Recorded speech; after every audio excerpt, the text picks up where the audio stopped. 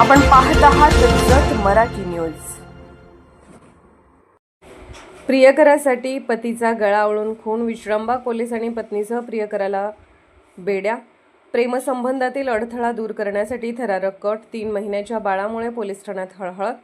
पुण्यातील गाजलेल्या केतन अग्रवाल हत्या प्रकरणाची चर्चा सुरू असतानाच सांगली शहरातील विश्रामबाग परिसरात प्रियकरासाठी पत्नीनेच पतीचा खून केल्याची धक्कादायक घटना उघडकीस आली आहे।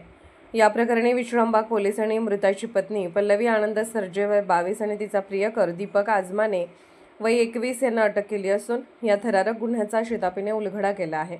मृत आनंद हनुमंत सर्जे वय 38 आणि पल्लवी यांचा प्रेमविवाह झाला होता। त्यांना 2 मुले असून त्यापैकी एक बाळ अवघ्या 3 महिन्यांचे आहे। असे असतानाही पल्लवीचे पतीचा मित्र दीपक आजमाने याच्याशी प्रेमसंबंध जुळल्याचे तपासात निष्पन्न झाले आहे। आनंद आणि दीपक हे दोघेही सांगलीतील एका नामांकित कपड्याच्या दुकानात काम करत होते, त्यामुळे दीपकचे आनंदच्या घरी नेहमी येणे जाणे होते।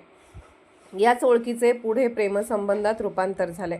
या अनैतिक संबंधाची चाहूल आनंदला लागल्यानंतर तो या नात्यात अडथळा ठरत असल्याची भावना निर्माण झाली। त्यानंतर पत्नी पल्लवीने प्रियकर दीपकच्या मदतीने आनंदचा गळा आवळून खून केल्याची कबुली तपासादरम्यान दिली।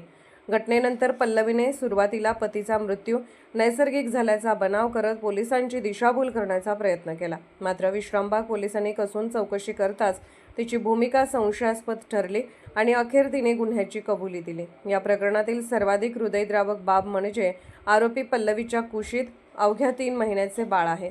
पोलीस कोठडीत असतानाही ती त्या बाळाला दूध पाजत असून आईच्या कृत्याची शिक्षा निष्पाप लेकराला भोगावी लागत असल्याने पोलीस ठाण्यातही हळहळ व्यक्त होत आहे।